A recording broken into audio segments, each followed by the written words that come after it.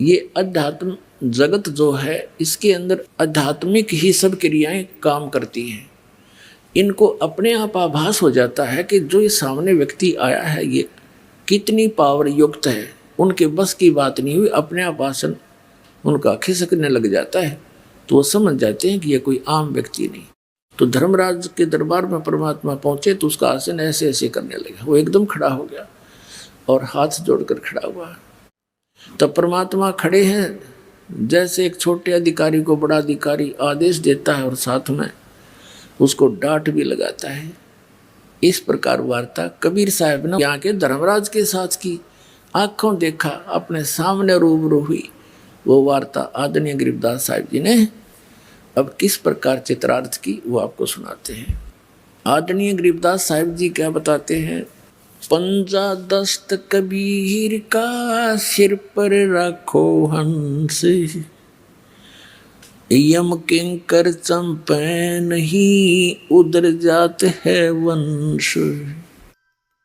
पंजा दस्त कबीर का और सिर पर रखो हंस। हे पुण्यात्माओं, अपने कबीर परमेश्वर का पंजा अपने सिर पर रखना और यम के दूत आपके निकट नहीं आवेंगे और तुम्हारा पूरा कुल का कुल पार हो जाएगा। पंजा दस्त कबीरे का सिर पर रखो हंसे, जम किंकर चंपे नहीं उधर जात है वन से। दर्द बंद दरवेश हैं ये सतगुरु पुरुष कबीरे, नाम लिए बंद छूटे हैं ये टूटे जम जंजीरे। दर्द बंद दरवेश है, दरवेश माने संत, यानी जब वो परमात्मा संत रूप में आते हैं तो वो हमारे हमदर्द हैं, हमारे दुख में दुखी होते हैं, वो हमारी पीड़ाओं को समझते हैं। दर्द बंद दरवेश हैं सतगुरु पुरुष कबीरे, नाम लिए बंद छूटे हैं ये टूटे जम जंजीरे।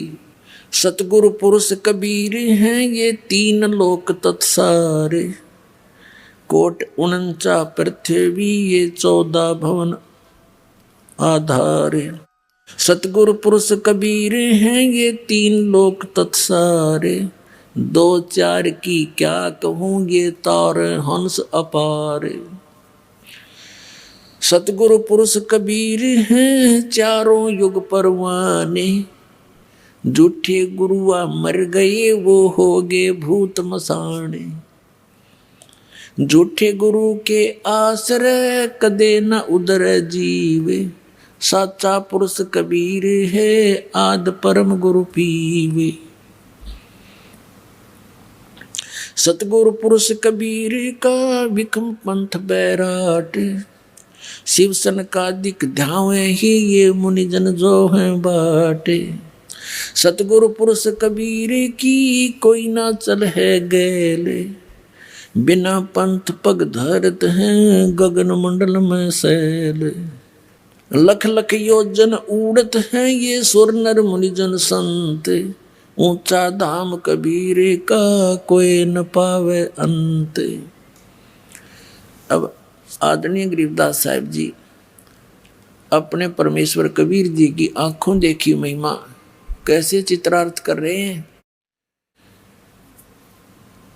कि कबीर परमात्मा का पंजा सिर पर रखोगे यानी उसकी शरण में रहोगे तो तुम्हारे ऊपर यम के दूत कभी अटैक नहीं कर सकते और तुम्हारा कुल का कुल पार हो जाएगा, उद्धार हो जाएगा सबका। अपने आत्माओं, एक तो आप देखना हमारे इस कबीर परमात्मा के इस दास के माध्यम से जो शरणमाय परिवार है, उनके छोटे छोटे बच्चों से लेकर और बुढ़े तक की क्रिया देखना। छोटे छोटे बच्चे पूरा मंगलाचरण याद किए हुए हैं,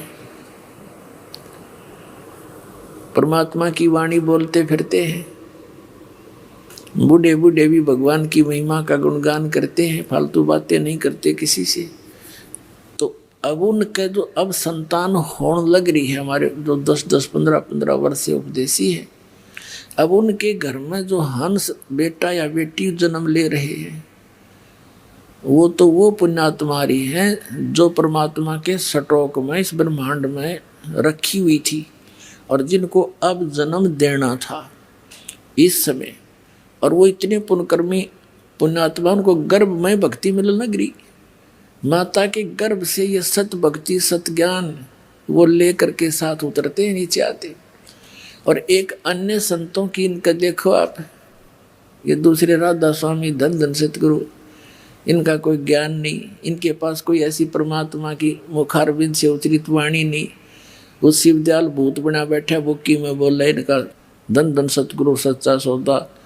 और राधा स्वामी इन सब का मुखिया जो इनका प्रवर्तक है शिवदयाल जी, गलत साधना करके झूठा गुरु था वो। गरीबदास जी कहते हैं सतगुरु पुरुष कबीर हैं ये चारों युग प्रमाण, चारों युग प्रमाण है इनका। और ये झूठे गुरु अमर गे हो गए भूत मसान, ये शमशान घाट पर भूत बने अंडे सारे। ये प्रमाण आपके सामने आपको सैकड़ों बार दिखाया है। शिवदयाल जी जो राधा स्वामी पंथ का प्रवर्तक है, जो भारतवर्ष में सबसे ज़्यादा संख्या को बर्बाद करके चला गया, वो खुद भूत बन का अपनी शिष्या बुक्की में बढ़ के वो कापीवर रोटी खावे। और सतलोक के लक्षण है उसके गए हुए। तो कहने का भाव ये है जब तक हम सतगुरु शरण में नहीं आते हमारी यह दुर्गति होती है। कबीर साहब कहते हैं सतयुग में सत सुकृत कै टेरा, त्रेता नाम मुनींद्र मेरा, द्वापर में करुणा में कहाया, कलयुग नाम कबीर धराया। चारों युग में संत पुकारे कूक कहा हम हेल रे, हीरे माणिक मोती बरसे ये जग चुगता ढेल रे। कहते हैं सतगुरु पुरुष कबीर की कोई ना चल है गैल, गैल माने मार्ग, उस पंथ पर उस गैल में उस मार्ग में कोई नहीं चलता जो बिना पंथ पग धरत है। यानी जैसे विहंगम मार्ग होता है पक्षी वाला मार्ग, एक तो पिपील मार्ग होता, पपील यानी चींटी, चींटी किसी वृक्ष पर चढ़ती है तो नीचे से शुरू करती है, जड़ से चढ़ती चढ़ती टहनी के चाहे शिखर में भी पहुंच जावा। और पक्षी क्या करता है एक वृक्ष से उड़ा दूसरे पर जा बैठा एक सेकंड में, इसको विहंग मार्ग कहते हैं। तो ये परमात्मा कबीर साहब के बारे में गरीबदास जी बता रहे हैं कि सतगुरु पुरुष कबीर की कोई भी उस मार्ग पर नहीं चल रहा है और उसके ना चलने से उन्हें कुछ प्राप्ति नहीं हो रही है। कैसे? लख लख योजन उड़त हैं ये सुर नर मुनिजन संत, ऊंचा धाम कबीर का कोई न पावे अंत। कहते हैं ऋषि सुर नर मुनिजन समाधिस्थ होकर के लाखों किलोमीटर तक, लख लख योजन, एक योजन 12 किलोमीटर के लगभग होता है, तो इनको 12-12 लाख किलोमीटर ऊपर तक इनकी समाधि चली जाती है। लेकिन उस कबीर साहब के धाम तक ये इस विधि से जा नहीं सकते। वो परमात्मा की जो विधि है मार्ग है उससे ही वहाँ जाया जाता है। अब आगे क्या बताते हैं? धर्मराय दरबार में देई कबीर तलाके, मेरे भूले चूके हंस को तू पकड़िए मत कजाके। अपने आत्मा अभी तक हमने ज्ञान था नहीं, दंत कथा लोक वेद सुना करते इन नकली संतों ऋषि महर्षि आचार्यों और शंकराचार्यों से, जिनका कोई सिर पैर नहीं था। आपको तो पता नहीं, दास को तो इसका खूब बिटर एक्सपीरियंस हो रहा है और गहराई से सबके इतिहास पढ़ लिए, सदग्रंथ पढ़े, फिर इन महापुरुषों के अनुभव पढ़े। गीता आसपास भी नहीं, इन सदग्रंथों के इनके अनुभव और उन महापुरुषों के अनुभव पढ़े जिन्हें भगवान मिला, जिन्होंने भगवान मिले और जिन्होंने जो अपना अनुभव बताया वो आज सदग्रंथों में मिले। तो इससे सिद्ध हो गया कि जो इन सदग्रंथों से और इन परमात्मा प्राप्त महापुरुषों के वचनों से जिनका अनुभव नहीं मिलता वो यूजलेस मन गढ़ंत दंत कथा वो कति व्यर्थ है। तो इन सब का व्यर्थ है। इस दास ने निर्णय कर रखा है, अनित आओ मैदान में जवाब दो दास का कि झूठ कह रहा हूँ, कोई भी ना चल सकता, सांप सा सूंघ गया सब ने। आज कोई कोने में बैठ कर दास ये चर्चा नहीं कर रहा है, इंटरनेशनल स्तर के चैनलों पर इनकी सबकी धोती सी धो दी और कोई तो सकता नहीं। बकवाद तो कितना कर लियो, लेकिन ज्ञान में बोल कर दिखा दो। ये भी कहो कि मैं झूठ बोल रहा हूँ, एक शब्द कहो, प्रमाणित करके बताओ, फिर पता चलेगा। मूर्ख बना दिया सारे संसार को। तो दास जो ज्ञान आपको सुना रहा है, इस पर आपको विश्वास कराने के लिए इतने प्रमाण देता हूं कि दास जो बोल रहा है ये 100 की 100 सत्य है। अपनी तरफ से नहीं बोल रहा हूं, उन महापुरुषों की वाणी को आपके रूबरू कर रहा हूं जिन्होंने भगवान पा लिया, और फिर उस जिन्होंने भगवान मिला और उनने जो ज्ञान बताया वो सदग्रंथों से फिर ये दिखाता हूं कि इनमें भी ऐसा लिखा, देखो जिनको तुम सद मानते रहे हो आज तक। तो फिर विश्वास आसानी से हो जाएगा। ये विश्वास होना ही कठिन हो रहा है कि कबीर इज गॉड, और जिस दिन आप कहिए हो गया कबीर इज गॉड, बस बातें खत्म हो जाएगी। फिर तो वाणी पढ़ा करेंगे, आंखों में आंसू आया करेंगे, घर घर बैठ कर भगवान की चर्चा चला करेंगी, बकवाद करते हैं सारा दिन 2 रोटी के लिए। और ये परमात्मा प्रसन्न हो गया, घर भर देगा ठड्डे आपके, खाया भी ना जा सारी उम्र आप पर, इतना दे देगा आपको।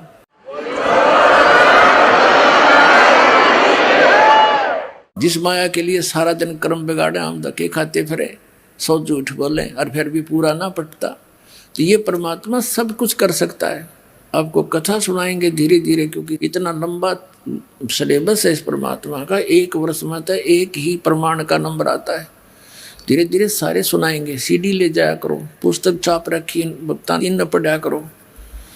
तो ये सारा कुछ मिलाकर अपना कंप्लीट कोर्स करो। जैसे बच्चा 14-15 वर्ष पढ़ता है 2 रोटी के लिए, वो अभी मिले तो मिले, ना तो नो के नो। और इसने पढ़ के देखो, इसमें लगाओ थोड़ा समय। एक सम्मन नाम का मनियार था, गरीब सा, और उसका एक पुत्र था सेऊ, पत्नी थी नेकी। उनने ज्ञान सुना, परमात्मा पर विश्वास हुआ। इतने गरीब थे कि हैंड टू माउथ थे, और विश्वास भगवान पर जबरदस्त था। अब कथा सुनानी पड़ेगी इसलिए कि आपका दिल डटे कि ये वो परमात्मा है, लेकिन आपको देगा उस समय अपनी राहत जब उसके प्राप्त करने योग्य आप हो जाओगे, तब पूरा आपके ठाठ कर देगा। अब थोड़ी कथा सुनाता हूँ, फिर ये बाद में परमात्मा की वाणी सुनाऊंगा। प्रसंग थोड़ा सा बीच में आ गया कि ये भगवान आपको विश्वास रखना। जैसे परमात्मा कहते हैं, राज्य रमता राम की रजा धरे दो शीस, दास गरीब दरस परस्तिस बैठे जगदीश। आपने परमात्मा की शरण मिली है, आप उसकी रजा में राजी रहना, जैसे भी वो रखे ऐसे ही रहना। कुछ दिन विश्वास करके चलना इस दाता पर, और फिर देखना।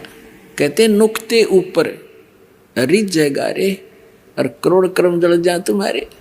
नुक्ते ऊपर रिझ जाएगा। इससे पहले थोड़ी सी कथा और सुनाता हूँ। एक हमारा भक्त है, वो ट्रांसपोर्ट का काम करता है। उसके पिताजी ने दीक्षा ली, रिटायर्ड थे वो मिलिट्री से, बड़े सच्चे आत्मा के आदमी थे। इस दास की सन 1996 में नाम लिया,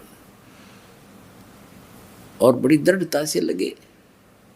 पहले वो दूसरे और पंथों से नाम कहीं से नहीं ले रखा था। जैसे हमारे इस क्षेत्र में, विशेषकर रोहतक जिले में, महर्षि दानंद की ज़्यादा छाप थी, उससे भी प्रभावित थे, पर इस ज्ञान से वो काफ़ी एकदम बदल गए। फिर उन्होंने अपने बच्चों से, उसका लड़का जो पूना रहता था, उससे कहा बेटा मैं नाम ले लिया, तुम भी ले लो। वो मानना नहीं। अब पिताजी तो बहका लिया है, इसके पास थोड़ी बहुत या पैसे दिखे हैं, कोई लुटेरा इन लूट लेगा। बच्चा उसकी मानना, निर्बाप बच्चे की कुकरबाना आँखें देख रहा, सारी बात सुन रहा। कहने का भाव ये है कि वो बच्चे नहीं माने। कुदरती उसने 2 पाठ रखवा रखे थे अपने दोनों पोतों के उपलक्ष्य में। उसकी उस दौरान मृत्यु होगी, क्षणों मृत्यु होगी। तो मृत्यु के समय उनके संकल्प किए हुए पाठों को कराना मजबूरी बन गई बच्चों की। तो उस समय उसने वो ज्ञान सुनना पड़ गया, मजबूरी होगी उसकी। अब कहते हैं सोचल सिद्धर मैं करूं अपने धन के काज। तो उस लड़के ने परमात्मा का ज्ञान सुना, पहले तो बिल्कुल विपरीत विचार रखता था, तुरंत बदल गया, पूरे परिवार को दीक्षा दिलवा दी। उसके पास 1-2 गाड़ी थी उस टाइम, दीक्षा लेकर वो चला गया। सीडी हमारी कैसेट बना रखी थी पहले हमने, ये वो ले गया सॉरी। उसने सारा कुछ सुना, बहुत अच्छी तरह दृढ़ता से उसको समझ में आ गया, सारा ज्ञान कंप्लीट दृढ़ हो गया। उस दौरान क्या हुआ कि उनकी एक गाड़ी एक्सीडेंट हो गई और उसका गलती से किसी कारण से वो इंश्योरेंस एक ही दिन आगा पीछा हो गया था। तो वो उस टाइम इस शहर की कीमत थी 80-90 हज़ार रुपये की हानि उसको होगी। उसकी माँ को उसने संदेशा दिया कैसे ऐसी होगी। उसकी माँ कहने लगी भाई यू नाम छोड़ दो, देख नाम लिया तेरा बाबू मर गया, और तो हमने नाम लिया तेरी गाड़ी 80 हज़ार का नुकसान हो गया। लेकिन वो लड़का समझ गया था कसूती तरह, तो अपनी माँ को तो जैसे तैसे उन्हें संतुष्ट किया। फिर वो बताओ था बाद में, कहने लगा जी मैंने तो हाथ फैला के ये कहा था परमात्मा अपनी शरण से दूर ना करना, चाहे भीख मंगवा लियो, आपका दास रहे आपकी शरण में।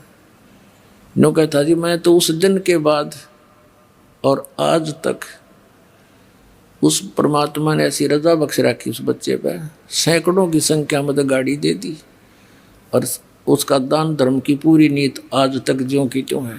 तो परमात्मा कहते हैं नुक्ते ऊपर रिझ जाएगा रे, करोड़ कर्म जल जाए तुम्हारे। वो नुक्ता था, जब फेल हो जाता तो खत्म था, वो तो वे लिया था और घना हो जाता। और उस नुक्ते पर नो राजी हो सा भगवान, जो रिझ जय जगदीश, फिर देखना ठाठ थरे सब क्या है। और फिर इस माया की अपन जरूरत भी नहीं है, लेकिन ये इतनी दे देगा संगवाई नहीं जाएगी आप पर।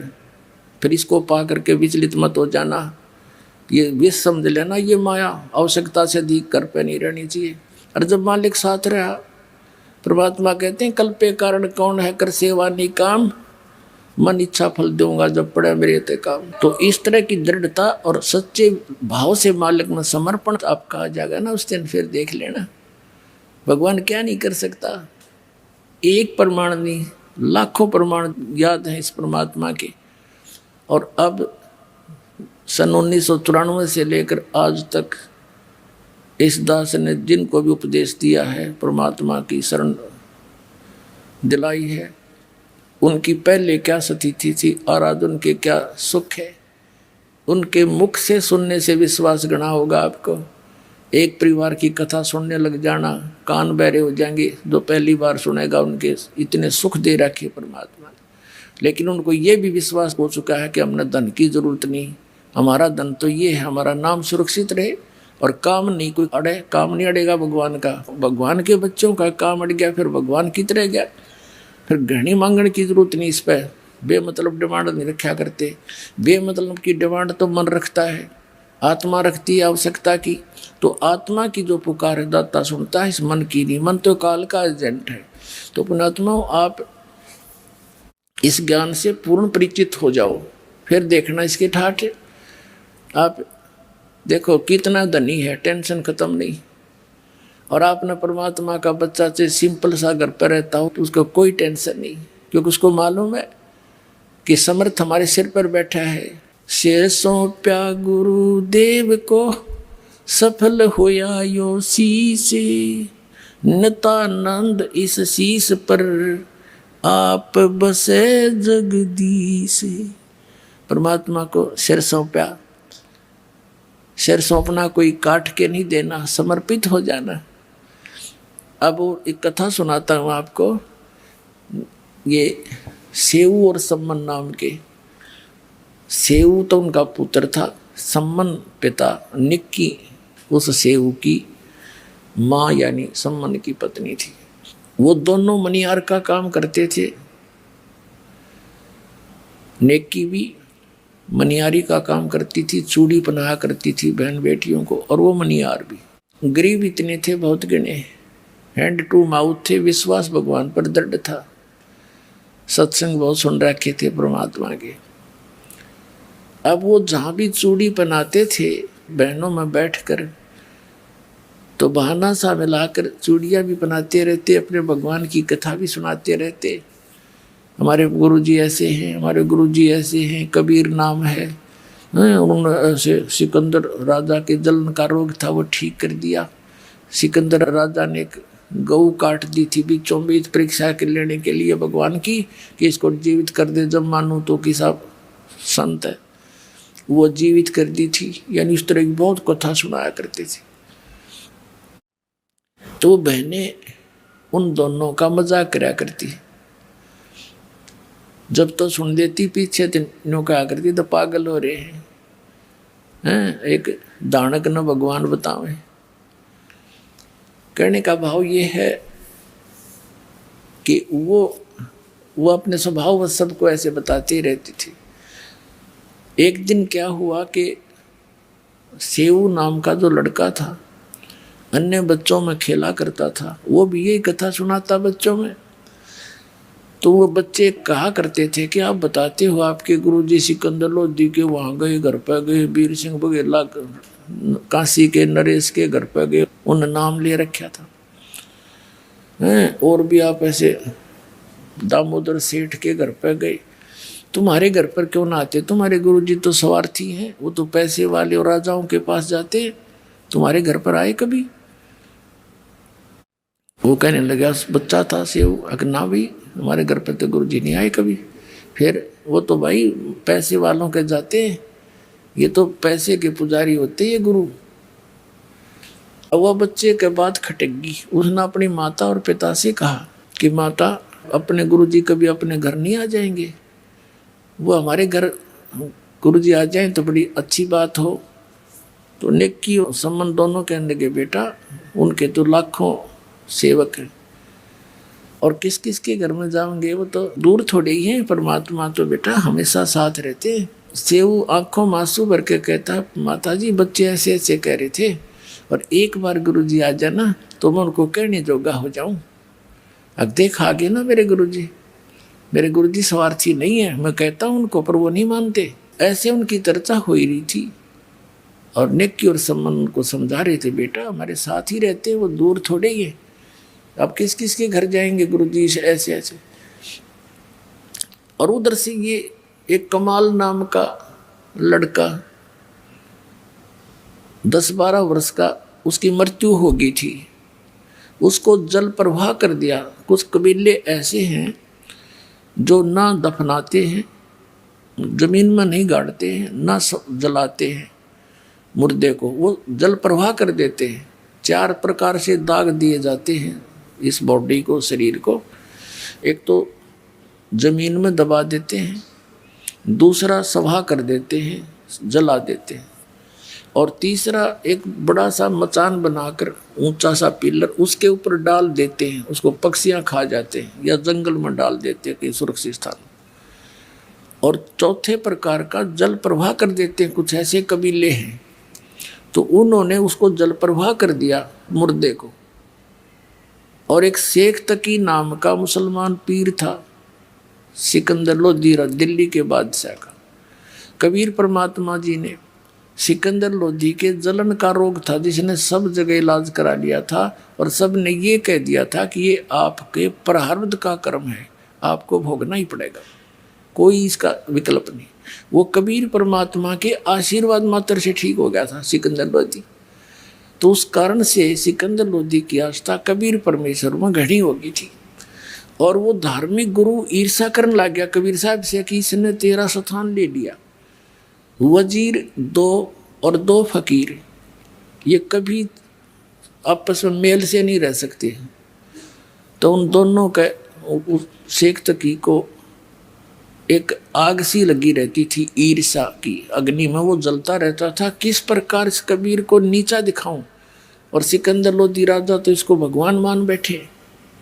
तो शेख तकी ने कहा कि सिकंदर लोधी राजा आपने एक हिंदू काफिर को गुरु बना दिया है और मैं सब मुसलमानों को बताऊंगा कि राजा काफिर हो गया है और उसको गुरु धारण कर लिया है, हिंदू क्रियाएं करने लग गया है। अब सिकंदर लोधी दिल्ली के बादशाह को पता था कि इसकी बात को पूरा मुसलमान भारत का मानता है, क्योंकि वो पूरे मुसलमान धर्म का हेड था, मुखिया था। उसने जनता होगी कि तो बात बिगाड़ेगा, जनता को विरोध कर देगा और तेरा राज्य जाएगा। चिंतित हो गया। कबीर साहब को पता चला, कारण बताया गया। तो कबीर साहब ने कहा, पूछ ले ये कैसे प्रसन्न होगा तेरा पीर। तब सिकंदर लोधी ने पूछा, पीर जी आप क्या चाहते हो?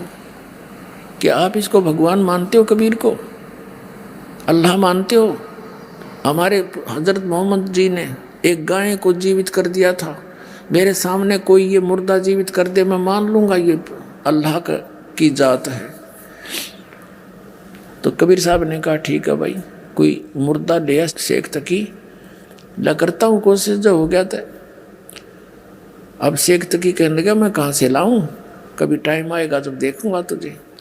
इतने में वो टेंशन, वो तो उसको बनी हुई थी सिकंदर लोधी के। परमात्मा टेंशन नहीं देख सकता अपने बच्चे की। दरिया के किनारे खड़ी ये बातें हो रही थी। दरिया के अंदर वो बहता हुआ मुर्दा 12 साल के बालक का आ रहा था। सभी ने देखा कि वो मुर्दा आ गया, मुर्दा आ गया। कबीर साहब ने शेख तकी, कबीर साहब और सब जो अंगरक्षक थे राजा के, उनके साथ वहाँ गए हुए थे, वो सभी खड़े हो गए आगे भागकर। तब कबीर साहब ने कहा, शेख तकी पहले तू कोशिश कर ले, कदे बाद में नंबर बनावक मैं भी कर दूँ। तो सभी ने कहा, ठीक है पीर जी आप भी ट्राई करो। शेख तकी करेगा फूफा, वो आगे चला गया मुर्दा काफ़ी दूर। तब शेख तकी कहने लगा, ये तो अपनी इज्जत बचाना चाहता था, मुझे लगा दिया इस पे। ये चाहता था कि ये निकल जाए, तेरे सिर से बला टल जाएगी। मुर्दे कभी जीवित होते, वो तो कभी कयामत के समय होगा। अब कबीर साहब ने कहा, ठीक है थक लिया तू। तब परमेश्वर ने जैसे मुर्दा यूं बह कर जा रहा था, ऐसे हाथ किया वापस, जैसे इंजन वाली नौका चलती है, दरिया के विपरीत दिशा में भी चल पड़ती है, ऐसे मुर्दा वापस आ गया ऐसे, और वहाँ खड़ा हो गया। नीचे से लहरें जा रही हैं दरिया की, और वो बच्चा ऐसे है। तो परमात्मा ने कहा कि हे आत्मा, कबीर हुक्म से जहाँ भी तू चली गई है वापस आके इस शरीर में प्रवेश कर। इतना ही कहा था परमात्मा ने। लड़का ऐसे ऐसे कंपने लगा, एकदम खड़ा होकर बाहर आया, दंडवत प्रणाम किया। बोलो सतगुरुदेव।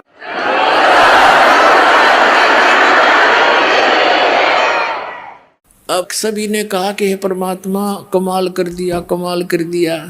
कबीर साहब ने कमाल कर दिया, उस लड़के का नाम कमाल रख दिया। अब लड़के को आप पता नहीं मेरा कौन, मैं कहाँ से था, कौन था, भूल गया सारी पिछली। तब परमात्मा ने उस बच्चे को अपने साथ रख लिया, अपने पुत्र के रूप में। कबीर साहब ने ना कोई विवाह किया था, कोई स्त्री नहीं थी उनकी। 2 बच्चों को, मुर्दों को जीवित किया था। एक तो ये कमाल नाम का था, एक कमाली उस शेख तकी की लड़की थी 12-13 वर्ष की, वो भी मर गई थी, मृत्यु को प्राप्त हो गई थी, कब्र में दबा रखा था। उस लड़के के जीवित होने के पर भी उसने संतोष नहीं हुआ शेख तकी ने। उसने सोचा ना बनी बात, ये तो और ज़्यादा महिमा होगी। उसने सोचा कि मेरी लड़की कब्र में दबा रखी है और मेरे दोनों हाथों में लड्डू हैं, यदि लड़की जीवित होगी तो मेरी होगी और हारेगा तो कबीर हारेगा, ना हुई तो ठीक से। तो उसने सारे मुसलमान धर्म को प्रेरित किया, अपने आसपास के जितने उसके दिल्ली के मुसलमान थे कि भाई राजा तो काफिर हो गया, ये हर वो हर शॉट बट मारी, अब क्या करें शेख तकी, पीर जी आप बताओ जो आदेश दो कि हम आपके साथ हैं। तो उन्होंने कहा राजा से हम पूछेंगे कि इससे कहो मेरी लड़की को जीवित करके दिखा दे, तब मानेंगे ये भगवान है। तो सारे बोलिए ठीक, क्योंकि हम इतने भोले सा हैं, एक नेता के पाछे से होकर मेरे को बंद करा दिया, हम सारी करने तैयार। वो अपना बेनिफिट देखता है, मूर्ख हमें बनाते हैं ये लोग। ऐसे ही हुआ, हजारों की संख्या में जनता पहुंच गई। राजा ने कारण पूछा, कारण बता दिया, फिर टेंशन होगी, सिकंदर लोधी को क्या तो बात बिगड़ेगी। तब कबीर जी को ये संदेश मिला। परमात्मा ने कहा कि ऐसे कहो, इसको कह दे तीसरे दिन इस लड़की को जीवित कर दूंगा, लेकिन आसपास के पूरे क्षेत्र में मुनादी करवा दो, अनाउंसमेंट करा दो कि ये तीसरे दिन कब्र से लड़की निकाल के जीवित की जाएगी। अब उसी समय सेवकों की सारे ढिंडोरे पिटवा दिए और राजा ने तो आसपास सब जगह मुनादी करवा दी, अनाउंसमेंट। लाखों की संख्या में लोग, कई हजारों की संख्या में लोग इकट्ठे हो गए, दर्शक। कब्र फुड़वा दी। अब कबीर साहब ने कहा कि शेख तकी, अब तू कर ले जंतर मंतर अपनी बेटी को जीवित करने के लिए। तो उपस्थित जन कहने लगे, जी इसके पास कोई शक्ति होती है आध्यात्मिक, तो अपनी बेटी ने कौन मरने देता है, आप ही कृपा करो। तो परमात्मा ने कहा कि हे शेख तकी की लड़की जीवित हो जा। नहीं कोई एक्शन हुआ। दूसरी बार फिर यही कहा, तीसरी बार फिर यही कहा कि हे शेख तकी की लड़की जीवित हो जा। लड़की जीवित नहीं हुई। तो शेख तकी ने भंगड़ा पा दिया, नाचा कूदा, देखा मैं कह रहा था ये झूठा है, ठग है, कोई मुर्दे जीवित होते हैं, देखो भैया, है ना। तब कबीर साहब बोले डट जा, रुक जा शेख तकी। अब देखो उस नालायक व्यक्ति ने अपनी बेटी की, अपनी पुत्री का जीवित होने का दुख नहीं, जीवित ना होने का दुख नहीं, कबीर साहब के आरण की खुशी मना रहा। तब परमात्मा ने कहा कि हे जीवात्मा, जहां भी चली गई है, कहीं पर भी किसी योनि में, वहीं से उस शरीर को छोड़ और इसमें प्रवेश कर, वहां से आर वापस। तुरंत परमात्मा के आदेश से तुरंत वो लड़की में एकदम कंपन हुई और वो लड़की जीवित होकर परमात्मा के चरणों में आकर दंडोत प्रणाम किया। बोलो सतगुरुदेव।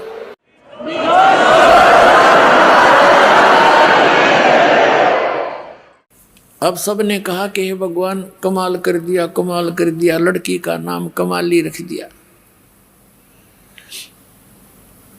अब उस लड़की से कहा परमात्मा ने कि जा बेटी तेरे पिता के साथ। लड़की ने 1.5 घंटे तक प्रवचन किया परमात्मा की पावर से और कहा, पिताजी मेरे असली परम पिता मिल गए मुझे, तुम्हें माता च पिता, तुम्हें आप मिल गए मुझे। इस नकली पिता का और मेरा संस्कार समाप्त हो चुका था। आगे मैं दूसरी योनि में जाने की तैयारी कर रही थी, पशु पक्षियों की, और ये परमात्मा मेरे वहाँ गए और मुझे वहाँ से छुटवा के लाए। ये लोगों, ये जनता वालों, ये भगवान हैं, ये अल्लाह हैं, अल्लाहु अकबर तुम्हारे सामने खड़े हैं। मैंने पहले इससे आज से तीसरे जन्म में, चौथे जन्म में मैंने परमात्मा की शरण ग्रहण करी थी। 4 वर्ष तक वो भक्ति की थी जो इन्होंने मुझे मंत्र दिया था। फिर लोक लाज में आकर मैंने वह छोड़ दी थी। उसके कारण फिर मुझे 2 मनुष्य जीवन और मिले। ये मनुष्य जीवन मेरा इतना ही था, आगे मानव जीवन का संयोग मेरा नहीं बचा था। इस परमात्मा ने फिर दया करी मेरे पर। और लोगों, चरण पकड़ दो इसके। पुण्यात्माओं, कई हजारों की संख्या में इस चमत्कार को, इस लीला को देखकर कई हजारों की संख्या में उपस्थित लोगों ने कबीर परमात्मा से नाम लिया, उनके शिष्य हुए। तो ऐसे 64 लाख शिष्य हुए थे परमात्मा के। ऐसे उनकी महिमा को देखकर उनको सुख दिए दाता ने, क्योंकि वो तुम्हारा पिता है और वो समर्थ है इस पूरे ब्रह्मांड में। वो परमात्मा एक जरा सी रजा करके और सबको, आपको सारे सुख दे सकता है। वो प्रसन्न हो जाता है। प्रसन्न आपने करना पड़ेगा, विधि बता दी। इस परमात्मा के अतिरिक्त आपके हृदय में अन्य उपासना की सपने में बात नहीं आनी चाहिए, तो यो राजी होगा। जो पति भरता पति से राती, आन पुरुष निभावे, बस पी हर में सूरज प्रीतम में, ऐसे ध्यान लगावे। यानी अपने मालिक के अतिरिक्त किसी और में आस्था नहीं रखे, युग तब प्रसन्न होगा। तो प्रसंग चल रहा था, वहीं आते। अब वो लड़का कमाल परमात्मा के साथ रहा पुत्र रूप में। हम इसे नीच हैं। ये लड़का दरिया से बहता हुआ आया था, तब जीवित किया था कबीर भगवान ने। ये चित्र पहले दिखा नहीं पाए थे। हम इतने नालायक हो गए, हम भगवान को भी धोखा देते हैं। ये कमाल नाम का जो लड़का था, परमात्मा ने जीवित किया था, अपने बच्चे की तरह रखा। इसको वो अमृत ज्ञान दिया, भक्ति दी, इसका पालन पोषण किया। जब ये जवान हो गया 20-22 वर्ष का, तो फिर ये तो परमात्मा से डेली कथा सुना करता था। आम आदमी ने याद हो जाती है तो उसको भी याद होगी। हम इसे भोले भाले हैं, यही हम मार खाते आए हैं। कहते हैं गुरु को तजय बजय जो आना, तापसुआ को फोकट ज्ञाना। अब क्या था, परमात्मा के सुने ज्ञान को, उन्हीं कथाओं को आप सुनाने लग गया। जवान वैसे था, अच्छी सुरीली आवाज़ थी, तो बहुत सी जो संगत थी वह परमात्मा को थोड़ा और कमाल को ज़्यादा चाहने लगी। परमात्मा तक ये बातें आई। उन्होंने सत्संग के माध्यम से बहुत बार कहा कि भाई गुरु को तजय बजय जो आना, तापसुआ को फोकट ज्ञाना। अपने गुरु के अतिरिक्त यदि आप किसी में आस्था रखते हो तो आपको उस पशु को कोई ज्ञान नहीं है, फोकट ज्ञान है उसका।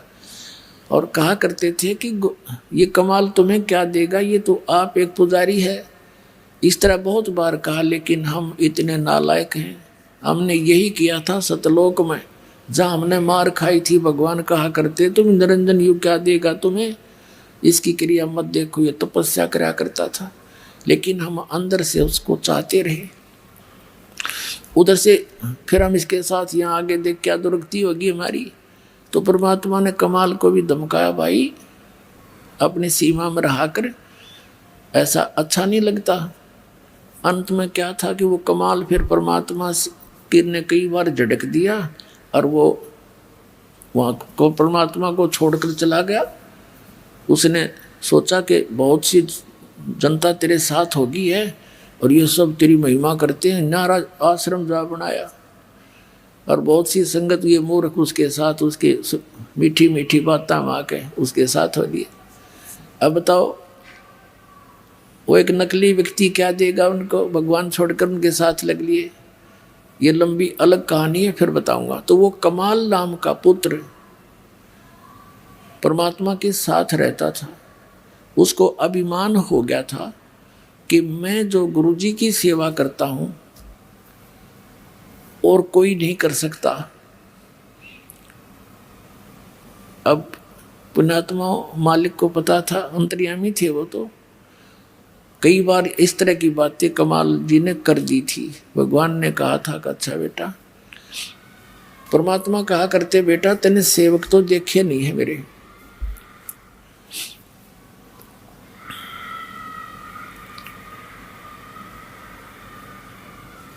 ये भूत लाग रहे रोने। अभी न पता लग गया कि सचमुच बहुत बुरी बना है। इनको अब पता लग गया कि सचमुच ये हमारे साथ क्यों बना है। इसलिए बना है कि साधना ठीक नहीं बनी। अब पुण्यात्मा जो हमारे दादे परदादे मर गए, मृत्यु को प्राप्त हुए, वो कौन थे? इंसान न तो थे वह। और वो अब प्रेत बनकर भी वो सूक्ष्म शरीर में भटकते रहते, यहीं पर रहते आसपास ही। वो आपको नहीं देख सकते। तो उनके विचार, उनके अंदर समरण शक्ति आज तक जो की त्यों है। वो सब विचार करते हैं। पहले उस गलत ज्ञान को सुनकर उसी में आसक्त थे, अब इस ज्ञान को सुनकर अब वो भी समझने लग गए इनके भूत प्रेत भी सचमुच। या तो बात न्यू बिगड़ी हमारी। एक भक्त कह रहा था जी, एक लड़के में एक भूत, उनके पितर आता था, पितर के हो, और वो कहने लगा तुम जा करके कर वहाँ उसमें चले जाओ बरवाला के अंदर और वहाँ नाम लो, ना थारी सारे की दुर्गति होगी। ये भूत भी समझने लग गए, अब तुम क्यों पीछे रहते हो, आप भी लगो इस लाइन पर। अब जो प्रसंग चल रहा है, परमात्मा ने उस कमाल की फड़क निकालनी थी। जो मैंने आपको बताया कि वो छोड़कर चला गया, वो तो बहुत बाद की बातें हैं। पहले वो साथ रहता था और उसको इससे बात का भ्रम हो गया कि मैं सेवा कर रहा हूँ, भगवान की सेवा यू जीव कर सकता है जो सबका पालक, वो तो समर्थ है। सेवा दे रखी थी, कर्म बिगाड़ने नहीं चाहिए, बनाने चाहिए थे। उसको ये भ्रम हो गया था कि मेरे जैसा सेवक नहीं हो सकता कोई। जैसे अर्जुन को भ्रम हुआ था कि मेरे जैसा भक्त सेवक श्री कृष्ण जी आपका नहीं होगा कोई। उसकी फड़क निकालने के लिए कहाँ गए थे? मोरध्वज के घर पे। राजा मोरध्वज अपने पुत्र ताम्रध्वज को राज तिलक देने की खुशी में एक अनुष्ठान कर रहा था, तो वहाँ चले गए थे। तो उन्होंने वहाँ उनसे कंडीशन रखी थी कि मेरा शेर मनुष्य का मांस खाएगा। वह कथा आपने सुन रखी है।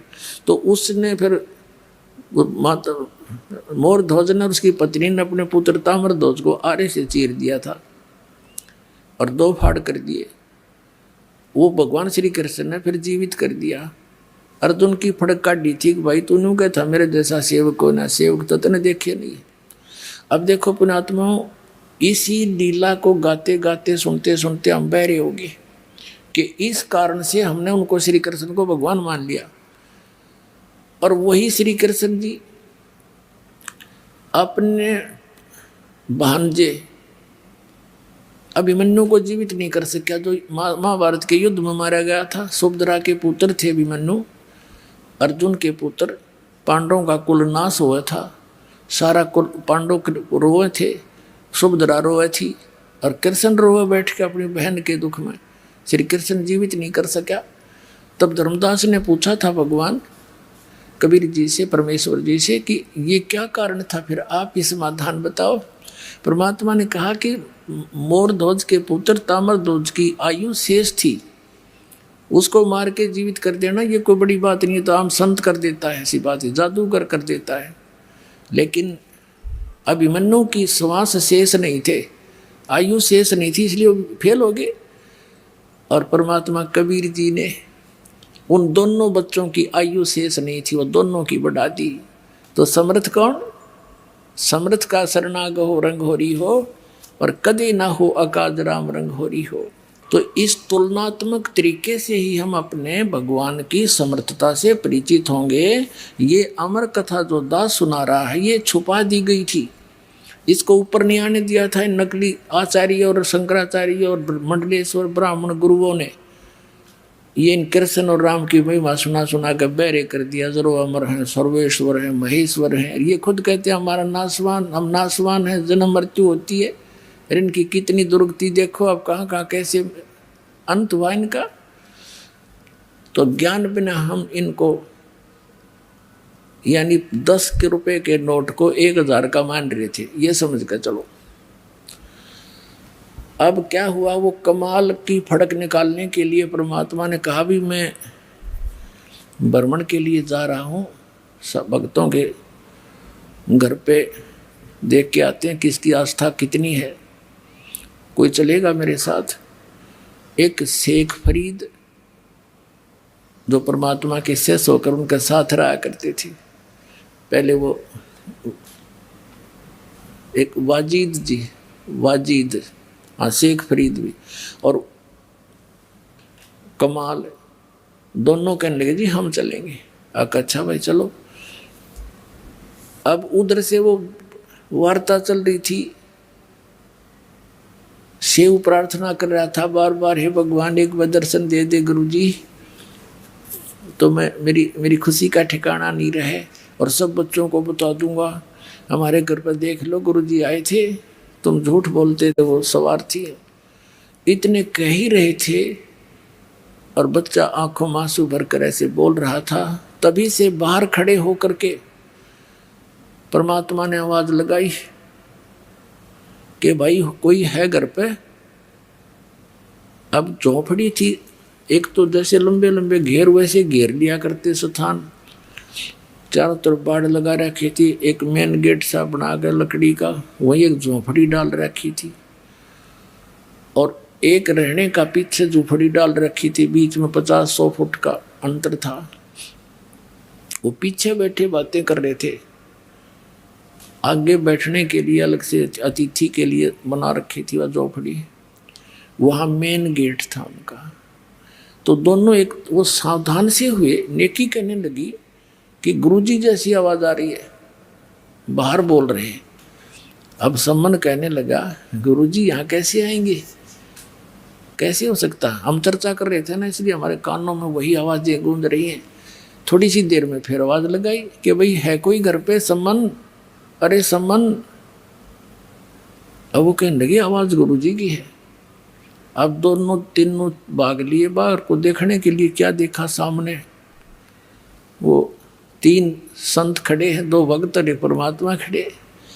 अब उनको विश्वास नहीं हो रहा कि गुरुजी और हमारे द्वार, गरीब के द्वार पर, मतलब गरीब अमीर से नहीं, गुरुदेव आगे इतनी श्रद्धा।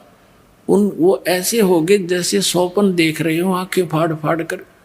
काफ़ी देर तक, कुछ सेकंड के लिए ऐसे सब स्तब्ध से हो गए। तब उसने, कमाल ने कहा कि गुरुजी को अंदर भी चलने की कहोगे या यहीं खड़े रखोगे। तो वैसे आँख सी मसल कर देखा, चरणों में गिर गए तीनों के तीनों। और अब महाराज अंदर बैठो, हे भगवान आज ही चर्चा कर रहे थे, आप तो अंतर्यामी हैं, आप तो पल पल की आवाज़ सुनते हो, आपका बच्चा आज ही याद कर रहा था आपको। वहाँ बाहर वाली बैठक में बैठा दिए झोपड़ी में, जैसा भी फटे पुराने कपड़े उनके पास उपलब्ध थे गरीबों के, मालिक बैठ गए सौंकते। अब सम्मन ने जल करवाया, जल पानी पिलाया, चर्चा करते रहे। भगवान बड़ी दया करी, कैसे दया करी गरीब की झोंपड़ी पर, आप तो समर्थ हैं दाता, आज ही आपकी बच्चा आपको याद कर रहा था। ऐसे चर्चा चलती रही, काफ़ी देर भी समय बीत गया। फिर सम्मन ने कहा कि भगवान भोजन की सुनाओ। परमात्मा ने कहा भी रोटी खावांगे, भूख लग रही है, भोजन प्रसाद करेंगे। अब सम्मन आया घर पे अपनी पत्नी के पास और कहा गुरुजी भूख लगी है, पैदल चल कर आए, खाना बनाओ। अब नेकी कहने लगी कि घर पे तो आज आटा नहीं, एक रोटी का भी आटा नहीं है। तो सम्मन ने कहा जाओ किसी से उधारा ले आओ, मांग ला उधारा। वो कहने लगी मैं पूरी आसपास जहाँ जहाँ भी मुझे आशा थी उनके पास मैं जा चुकी हूँ उधार मांगने के लिए, सब ने मना कर दिया। तो सम्मन कहने लगा कि ला तेरी ये चूंदड़ी जो ओढ़ रखी थी, चीर, ये तेरा कपड़ा, इसके गिरवे रखा हूँगा, मैं ले आता हूँ कहीं से। वो कहने लगी मैं इसको लेकर गई थी गिरवे रखने के लिए, ये फटी हुई है 1-2 जगह से, किसी ने नहीं दी। अब सम्मन बैठ गया कलेजा पकड़ के, कि भगवान आज क्या बनी। प्रथम बार परमात्मा आए और आज ये भूखे जाओगे। हे भगवान इस पापी को ऐसे दारिद्र में जन्म दिया, मैं अपने भगवान को भोजन नहीं करा सकता, न रो बुरी तरह। नेकी ने कहा कि ऐसे नहीं, मेरी बात सुनो, आप ऐसे करो, अब तो कह दो गुरुदेव को कि भगवान सुबह भोजन करवावांगे, ये अंतर्यामी है, सारी जान जाते हैं, संत संकेत समझते हैं, और सुबह भोजन करावांगे। तो सम्मन कहने लगा सुबह कहाँ से लाएंगे। तो नेकी ने कहा कि रात में तुम चोरी कर लाइयो। अब प्रतिदिन वो लड़का सुना करता था प्रवचन कि भी जो चोरी करते हैं उनका नाश होया करे। और उस दिन माँ के मुंह से ये बात सुनकर वो स्तब्ध रह गया। कहने लगा माता चोरी करने वालों का तो विनाश होता है, वो कभी उभरते नहीं, सतगुरु बताते रहते हैं। राजा आप हमें क्या सलाह दे रहे हो। तब नेकी ने बताया बेटा ये नगरी वाले पैसे वाले घने हैं और जहाँ माया घनी है उनका सिर फिर जाया करे, ये कुदरती बात। कबीर साहब कहते हैं टोटे में भक्ति करे सोए सही सपूत, ये मायाधारी मस्करे ना जाने कितने जालिए ऊत। तो बेटा ये जो हम इनको कथा सुनाते थे कि हमारे गुरुजी ऐसे कर देते हैं, हमारे गुरुजी ऐसे कर देते हैं, तो आज मैं जिस भी घर से आटा मांगने गई ये कह करके हमारे गुरुजी आए हैं आटा दे दो उधारा, उन्होंने आटा ना दे करके व्यंग कसे मेरे पर कि आज तो तुम्हारे घर पे तुम्हारे भगवान आ रहे हैं, फिर तुम नक्के मांगने की जरूरत है, वो तो घर भर देंगे तुम्हारा। ये कर दिया था, वो कर दिया था, डींग मारा करती, अब क्यों मांगती फिर रही है। और बेटा हमने इस नगरी का अन्न खाया है, मांग कर अपनी मजदूरी करके समझ ले बेटा। और ये बालक हैं आग में हाथ देने जा रहे हैं। फिर एक कथा सुनाई कि एक नगरी में ऐसे पैसे वाले लोग घने हो गए, जहाँ जहाँ माया घनी है पुण्यात्माओं, भगवान से कोसों दूर कर देती है। या ये सबसे बड़ा विष है, और जिसको हम डेली खा रहे हैं और चोरी कर कर खा रहे हैं। कहीं देख लो किसी एक क्षेत्र में आज कोई पीछे नहीं है, तो ये विष इसलिए खा रहे हैं हम, इसका पता कोई नहीं, यो हमें मार डालेगा। अब इस ज्ञान से पता चलेगा कि इसकी तो आवश्यकता नहीं बकवादों की। भक्ति के लिए तो सबसे बड़ा दुश्मन है, और आपको भगवान देगा जो आवश्यकता होगी, समर्थ आपके साथ है, वो देगा जो आपके विष का काम ना करेगी। तो उसने कहा उस नगरी के लोग इतने पैसे के कारण इतना अभिमान था उनमें, साधु संतों का आदर सत्कार भी त्याग दिया था। एक सिद्ध पुरुष था, उसके साथ एक 15-16 वर्ष का उसका कोई शिष्य था। उस नगर के बाहर जंगल में आके वो रुक के लड़के को कहा, बेटा जा भिक्षा मांग ले। अब वो भिक्षा मांगने गया तो उस नगरी में जिसके पास भी जावे सभी सेठ लोग थे।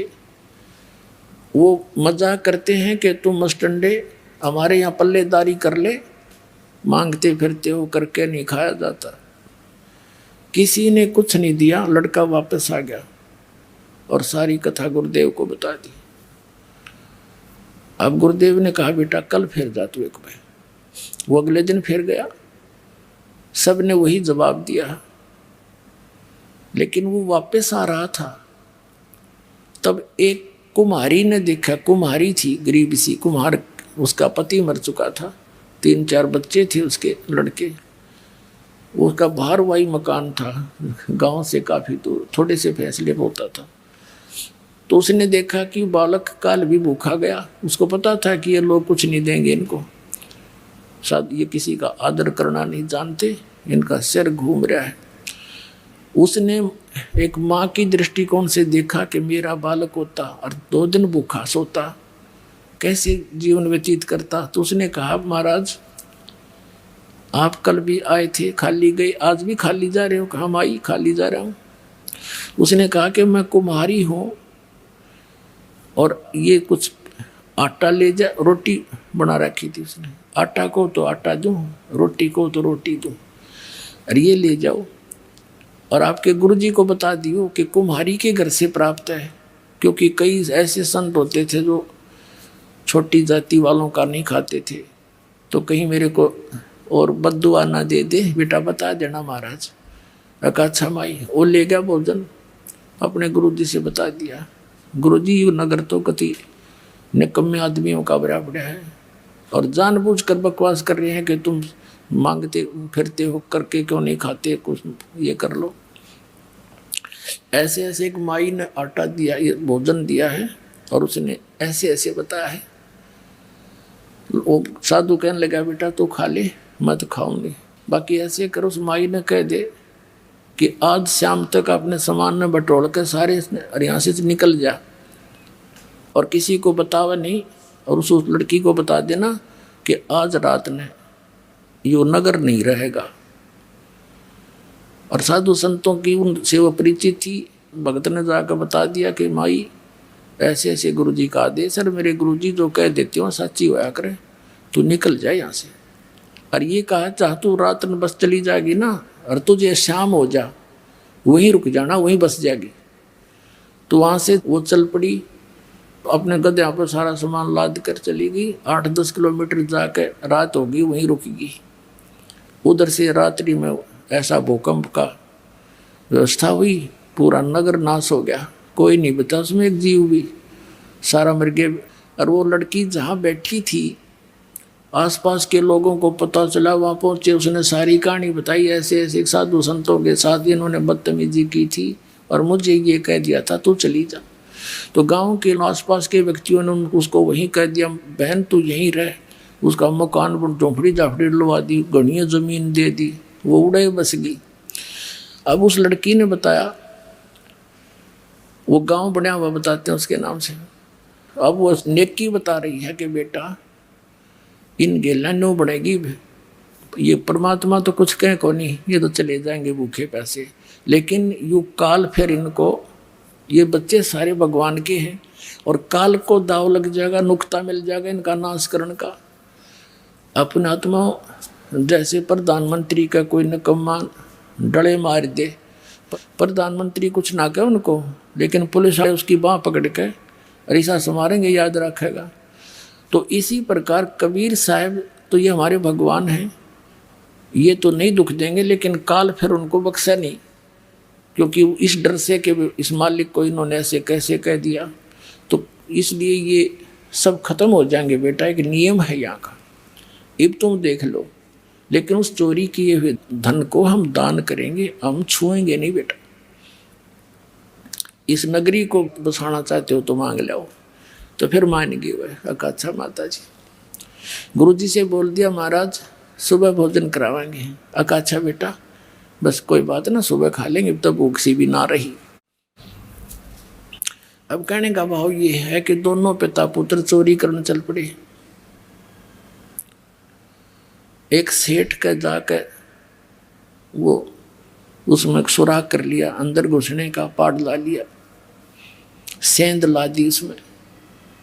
अब लड़का कहने लगा पिताजी आप बाहर खड़े रहो, मैं जाऊंगा अंदर, और मैं पकड़ा भी गया तो लोग मुझे बालक करके छोड़ देंगे, आप पकड़े गए तो इस सेठ का यहाँ के नवाब तक नाता है, आपको बहुत भयंकर सजा दिला देगा। सम्मन बोला बेटा और तू तेरे को ये सजा दे दी तो मैं कैसे जीऊँगा ना, मैं जाऊँगा, मैं तो मर जाऊँगा, पर तू मैं आटा फेंक दूँगा तो लेकर भाग जाना। तो सम्मन से वो नहीं मानना कि ना पिताजी मैं मेरे रहते तुम कैसे जाओगे, ऐसे कहते कहते अंदर घुस गया। सम्मन ने कहा बेटा थोड़ा सा लेना, 3 सेर, इससे ज़्यादा नहीं।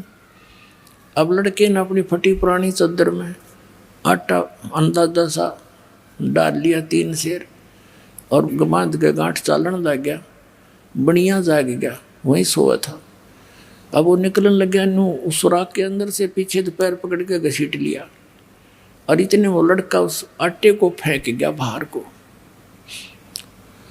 अब सेठ जी ने देखा, अरे तुम भगत को आओ और चोरी करो, देख पार्टी ना बोल तुम्हारी। तब उसने कहा लाला जी जोर तो क्यों बोल रहे हैं, 3 सेर आटा लिया मैंने, हमारे गुरुजी आ रहे थे, हमारे को किसी ने मांगा दिया नहीं, तेरा उधारा दे देंगे। अच्छा वो गुरुजी चोरी कराते हैं, और तेरे की पता चला इसकी जड़ का, वो चोरी कराने आते हैं। अब सेऊ ने सोची देख अब यह और बात बिगड़ेगी, गुरुजी को भी सजा दिवाओगे तो बड़े नकम्मे आदमी भाई। उधर से फिर सम्मन लेकर आटे को गया। नेकी ने पूछा पुत्र कहाँ है,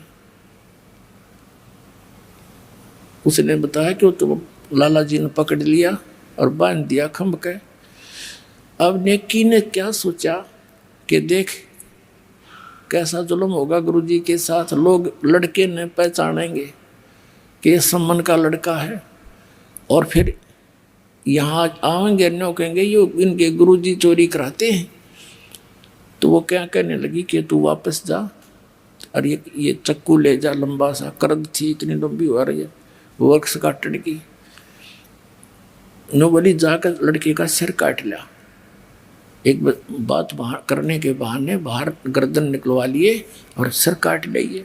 फिर सेठ इस बालक ने घर नहीं रखे, घर पे छाण मना होगा किसी का, किसका सही सिर किसका है ये सब, और लाला जी घर रखे को ना कि मर्डर का केस लगेगा उस पर, तो ऐसे ही कर दे। वो लेकर कर दो वापस से ला। उधर से उस लड़के के मन में यह प्रेरणा कि तो जुल्म होगा, कल गुरुजी को तो सजा दिलाएंगे निकम्मे, और इस कारण से हम बच सकते हैं।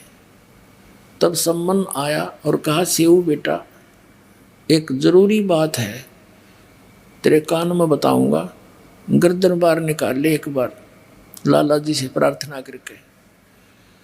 अब सेऊ ने कहा, लाला जी बाहर मेरा पिता खड़ा है, कोई जरूरी काम बताओ है और मुझे एक बार बात कर लेने दे। सेठ बोला तू भाग जाएगा? अक नहीं, कसम मुझे मेरे रस्सा ढीला कर दे, पैर पग बांध के हैं, और फिर भाजूंगा नहीं, सिर्फ बात करूँगा। सेठ जी ने सोचा रे कर लेने दे बात, ढीला रस्सा कर दिया और सेऊ ने बाहर सिर निकाला। अब पिताजी था हाथ पाछे का पीछे रह गया, छुपा रखी थी वह छुरी, करद छुपा रखी थी काटने की, नहीं हाथ उठा आगे को। कुछ देर के लिए सतब्द सा हो गया। तब सेव ने कहा कि पिताजी मेरी गर्दन काट ले, और लाला जी तो गलत बोल रहा है, गुरु जी के साथ आपत्ति कर देगा। अब सम्मन और कोई यहाँ तक कह दिया कि अगर तू मेरा बाप है ना तो मेरी गर्दन काट ले, नहीं तू मेरा बाप नहीं है। इतना कहते उस सम्मन में भी जोश आ गया, बस एकदम तैस में आकर लड़के का सिर काट के और चोटी तो पकड़ ले गया। अब लाला जी ने देखा पापा छेन घसीटा तो सिर नहीं उसका, वो डर गया, अब तेरा भी 302 का मुकदमा बनेगा। अब उसने घसीट कर उस लड़के की लाश को रातों रात जंगल में बाहर जाके, एक पजावा होता था, पजावा ये कुम्हार लोग पहले ईंटें बनाते थे, उसके ऊपर चारों तरफ वो खड्डे से होते थे मिट्टी खोदने के, उसमें डालाया। अब जब वो संबंध सिर लेकर घर पे आया, नेकी ने कहा कि कर ले अखा ठीक है, रख दे इसको अलमारी में रख दे और वापस जा। नेकी बोली वापस जा, लाला जी उस लाश को घर नहीं रखेगा, वो किधर बाहर घेर का होगा। और उसकी घसीट देख कर, उसकी लकीर देख कर, लाइन देख कर जाना तू चिन्ह के साथ साथ। उसने जाकर देखा, सचमुच लाला जी तो घसीट कर ले जा रहा था, कच्चे रास्ते होते थे पहले। लाला जी तो आके घेर के डाल के उसको, और अपना जो सुराख था उसको बंद करके, और उस पर रेत रात छड़क के ऐसा कर दिया जैसे कुछ नहीं हुआ था, बैठ के भीतर। वो उसको लड़के की शव को उठा लिया रातों रात। ऐसे सारे प्रोसेस में उनको सुबह हो गया, यानी घंटा 1.5 घंटा रह गया सूर्य उदय होने में, घंटा का। वो लड़का ला के शव डाल दिया कोठे में पिछली साइड में, और ऊपर फटे पुराने कपड़े डाल दिए, और अलमारी में सिर रखा था लड़के का, कपड़े में लपेट के। अब नेकी बोली मैं खाना बनाती हूँ, गुरु जी को कह दो जी भूख लाग रही होगी आपको, भोजन खा लो, और भोजन खा के चले जाएंगे, जनता किसी ने पता नहीं लगेगा। अब क्या हुआ, भोजन बना दिया, सम्मन ने प्रार्थना करी, 3 पात्रों में डाल दिया। 3 जने थे, परमात्मा थे, 2 उसके सेवक थे उनके, और बैठ के जैसा भी बोरी बारी थी आसन डाल दिया। परमात्मा ने कहा बेटा इनको 6 जगह कर दो, सारे बैठ के इकट्ठा खावांगे। अब सम्मन ने सोची अब बात खुलेगी, गुरु जी को पता लग गया कि रोटी नहीं खाएंगे, घर पर लाश और खाना कैसे खाएंगे, ये तो बहुत बुंडी बनी भाई, हम तो फिर अधूरे रह गए, भोजन नहीं करवा सके परमात्मा को। अब उसने क्या किया, 500 में डाल दिया, 500 में, और बैठ के परमात्मा ने कहा एक और, इसी को 1 में और बनाओ, इसी में से 5 बनाओ, 6 बना दो। तो सम्मन ने कहा जी बच्चा तो कहीं खेलने गया होगा, पता नहीं कब आएगा, अकना मैं जो कहूँ ऐसे कर दो बच्चा। अब उन्हें कर दिया। तब परमात्मा ने आवाज लगाई कि आओ सेऊ जीम लो, ये प्रसाद प्रेम, बेटा सिर कटा करें चोरों के, साधों को न तकसेम। कहते हैं सेऊ जड़ पे शीश चढ़ा और बैठा पंगत माही, नहीं निशानी गर्दन के वो सेवक नाही। माता पिता ने कुर्ता टाटा के देखे गमीज का गला कि वो ये लड़का है, अंदर जाके देखा वहाँ वो रक्त पड़ा था, बोरी खाली पड़ी थी, वहाँ सब नहीं था, और लड़के के निशान भी नहीं, और अपना हाथों काट रखा। कहते नहीं गिराया गर्दन पे यो ओ सेवक नाही। बोलो सतगुरुदेव।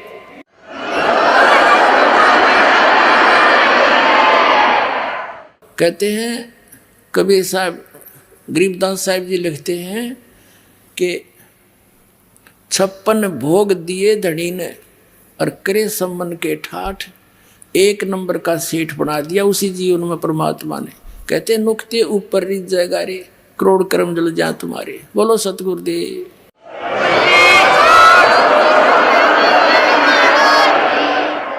अब सम्मन के मन में ऐसी चोट लगी कि हे भगवान, जब मेरे धन होता मन पुत्र नहीं काटना पड़ता, हे भगवान मेरे पास धन होता मन बेटा नहीं काटना पड़ता।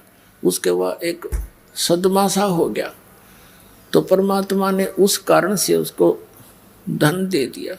और साथ में ये भी कहते रहते थे, बेटा यो धन अच्छी चीज नहीं, नेकी और सेव। उनका तो बात आ गई समझ में। उन्होंने तो उस धन का की तरफ ध्यान नहीं रखा, अपना मोक्ष चाहा, वो दोनों तो मुक्त हो गए। अब सम्मन के रहेगी कसरवा।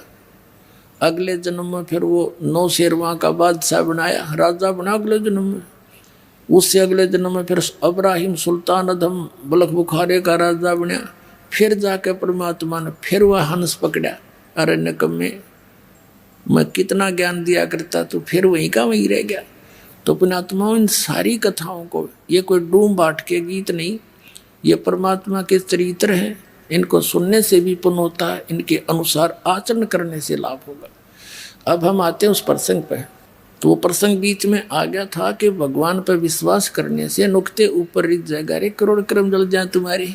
इस जन्म में आपने सारा सुख भी देगा और मोक्ष भी देगा, पर इस माया को दुरुपयोग, इसके ऊपर आसक्त ना हो जाना, नया लेकर डूब जाएगी आपको। इसलिए कबीर साहब कहते हैं, माया दासी संत की ओ भई दे आशीष, बिलसी और लातों छड़ी सुमर सुमर जगदीश। इसको अपना प्रयोग करे ढंग से। अब क्या बताते हैं, धर्मराय दरबार में देई कबीर तलाक, मेरे भूले चुके हंस को तू पकड़िए मत कजाक। कजाक ए निकम्मी आत्मा, ए निकम्मे, जैसे ने कहा ना बड़ा अफसर छोटे को, और खबरदार देते ने ऐसा कर दिया, तो कहता है जी सर, अक नहीं जी ऐसा नहीं करूँगा। तो धर्मराज को, यहाँ के चीफ जस्टिस को, इस ब्रह्मांड के चीफ जस्टिस को कबीर परमात्मा ऐसे डांट लगा रहे। और वो क्या कह रहा है, बोले पुरुष कबीर से धर्मराय कर जोड़े, तुमरे हंस को पकड़ो नहीं मुझे दुआ ही लाख करोड़े। आपके हंस ने नहीं पकड़ो दाता। फिर क्या बताता है कि जिन्होंने आपकी शरण में आने से पहले जो पाप इकट्ठे कर रखे हैं, ये परमात्मा उनके आधार से तो मैंने उनको दंडित करना पड़ेगा, मेरा विधान है। तब परमात्मा ने कहा था, कर्म भरम ब्रह्मांड के मैं पल में करहूँ से, जिन हमारी दो ही दई सो करो हमारे पैसे। मेरे हंस का तू लेखा जोखा मत कर देना। जिसने तेरे उनके जो पहले किए हुए पाप हैं 1 मिनट में हम सब नाश कर दूंगा, खत्म कर दूंगा, कैंसिल कर दूंगा। कहते हैं जब ही सतनाम हृदय धरो भयो पाप को नाश, जैसे चिंगारी अग्नि की बई पड़े पुराने घास। जब लाखों टन घास पड़ा हो सूखा, एक माचिस की सीख जला कर लगा दो, सारे को फूक कर राख बना देगी, चलेगी आंधी तूफान, साफ हो जाएगा, समाप्त हो जाएंगे। तो परमात्मा कहते हैं मेरे हंस की जो पहले के कर्म हैं तेरे अकाउंट से मैं खत्म कर दूंगा। क्या बताते हैं, शिव मंडल ब्रह्मापुरी चाहे विष्णु लोक में हो, हमरे गुण भूले नहीं तो आन छुटाऊं तो।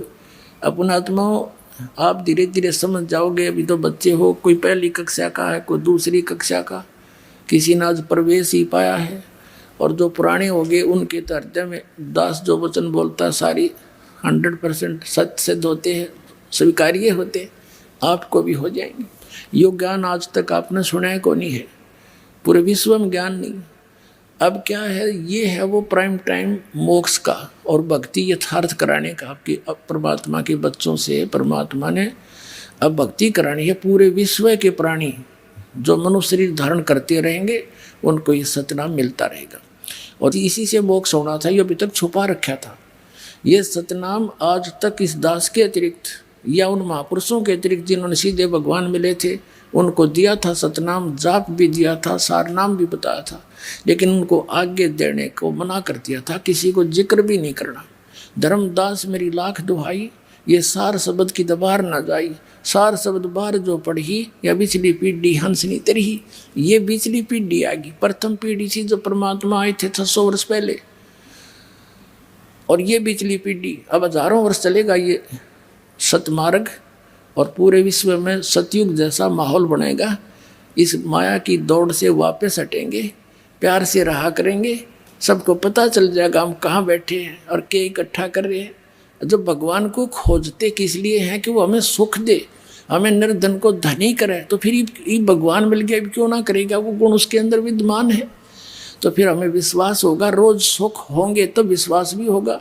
सुख जब होंगे जब हम दृढ़ रहेंगे, भगवान को छोड़कर अन्य किसी की उपासना नहीं करेंगे, नियमित रहेंगे, सारे सुख आपको डेली दिया करेगा, न्यारे न्यारे पल पल पर आपको दिखाएगा कि ये मैंने सुख दिया है, ये मेरा किया हुआ काम है, तुम्हारा यहाँ पृथ्वी पर नहीं हो सकता था। तो फिर क्या होगा? तो ये वो समय है, और इस समय में आपको वो तीनों टाइप का कंप्लीट कोर्स मिल गया। प्रथम मंत्र, फिर वो सतनाम 2 अक्षर का, फिर सार शब्द, वो सार नाम बाद में दिया जाएगा आपको जब आप योग्य हो जाओगे। अब तो दास इसलिए थोड़ा सा समय अधिक ले रहा है इस सार नाम के देने में कि कुछ ऐसा ना हो जाए कि एक आधा दुष्ट व्यक्ति इस प्रारंभ में 1-2 यहाँ से छोड़ गया, तीनों नाम ले गया, और फिर वो एक कहीं आप ना देने लग जाए, तो अधिकारी तो है ही नहीं। इसलिए थोड़ा सा डिले कर रखा था कि इनको पूरा विश्वास हो जाए। धीरे धीरे 2-3-4 वर्ष के बाद देता हूँ। आने वाले समय में जब पूरे विश्व में एक रस हो जाएंगे, अब जैसे 4 महीने के बाद सतनाम दिया जाता है, और फिर 1 वर्ष के बाद आपको सारनाम दे दिया करेंगे, और पहले भी समय रख दिया जाएगा। तो इस प्रकार ये बहुत सारा काम सुचारू और सुनियोजित तरीके से परमात्मा करे। तो अब जो आप पार हो जाओगे, आप तो गए सतलोक में, और जो पार नहीं होंगे, जो पार नहीं होंगे वे महामार खाएंगे। वो कैसे मार खाएंगे? जैसे आप प्रथम मंत्र जाप करते हो जिसमें फर्स्ट एंड लास्ट मंत्र छोड़ के बीच के 5 मंत्र हैं, ये यहाँ के इन प्रधानों की मजदूरी है, इनके सतर का ये भक्ति धन है। तो इस जैसे गणेश जी का मंत्र आपको दिया जाता है, विष्णु जी का लक्ष्मी जी वाला मंत्र दिया जाता है, और इस सावित्री ब्रह्मा जी वाला, और शिव और पार्वती वाला, दुर्गा वाला, ये मंत्र आपको दिए जाते हैं। इनके कुछ अंश तो आपको यहीं पर यहाँ मिलते रहेंगे, देंगे यही, लेकिन देंगे आपके इस भक्ति के धन के प्रतिफल में। फिर आपके पास इनके अकाउंट में, इनके बैंक में घना धन बच जाएगा, आपका पार नहीं होता है। तो फिर ये क्या करेंगे? पहले आप जाओगे गणेश जी के लोक में, वहाँ अपना सारा पुण्य उसके सतर का खत्म करके फिर आपको भेजेगा ब्रह्मा जी के लोक में, वहाँ देवता बन जाओगे। वहाँ पुण्य खत्म करके फिर जाओगे विष्णु जी के लोक में, विष्णु जी के उस मंत्र का कमाई आपकी खत्म हो जाएगी। फिर जाओगे शिव के लोक में, वहाँ गण बन जाओगे देवता। स्वर्ग में, वहाँ स्वर्ग है, उनके अलग से रेस्टोरेंट है, और वो आपसे चार्ज करते हैं। जैसे रेस्टोरेंट वाला किराया न्यारा लिया करे और खाने का न्यारा उसमें दुगना तिगुना जोड़ के आपसे लेता, ऐसे वहाँ ये रेस्टोरेंट है इनके। फिर वहाँ ख़त्म होने के बाद दुर्गा जी के लोक में, वहाँ देवता बनोगे, और जब आप हो जाओगे कंगाल, आपको नरक में, नरक से पीछा छुटकर फिर आपको पृथ्वी पर कई 1000 वर्षों तक, और फिर सतनाम का जो रह गया और सारनाम की कमाई आपको मिल गई, वो नहीं पार हुई। ये नहीं है कि सारनाम मिल गया पार हो गए, अंतिम सांस तक मर्यादा में रहोगे तब पार होगे। तो फिर उनको उसके लिए इस काल ने क्या कर रखा है? इस ब्रह्मलोक के अंदर, एक ब्रह्मांड में नकली सतलोक, अलखलोक, अगमलोक, अकैलोक बना रखे। तो आपके उस भक्ति धन को वहाँ नाश करवाता है। तो इस प्रकार वो प्राणी तो हजारों युगों तक नीचे नहीं आएगा, कति चूस के उसको भक्ति धन नष्ट करके थोड़ा बहुत बचे हुए को यहाँ पटक देगा, फिर यहाँ पृथ्वी का राजा बन जाएगा, फिर नरे पाप कमाओगा और फिर गधा बन जाएगा। तो यह विरान माटी होगी जो ईब फिसल गया। तो सावधानी बरतियो और चलो सतलोक में। बोलो सतगुरुदेव।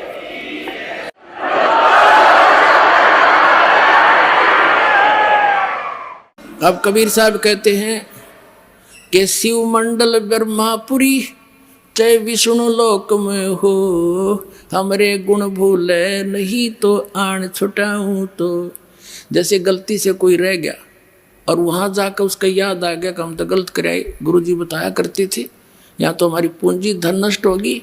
अगर वहां भी आप पुकारोगे मालिक को, कहते वहां से भी छुटा लाऊंगा तुमको और पुनः फिर भक्ति प्रारंभ करा दूंगा। इतना समर्थ है ये परमात्मा। बोलो सतगुरुदेव। अब आज के जो सत्संग का निष्कर्ष ये है पुण्यात्माओं, समर्थ का शरणाग हो रंग होरी हो, कदे न हो एकाज राम रंग होरी हो। तो इस समर्थ की शरण में रहना आखिरी सांस तक आपके 101 पीढ़ी पार होगी, ये लिख लेना बेशक। बोलो सतगुरुदेव।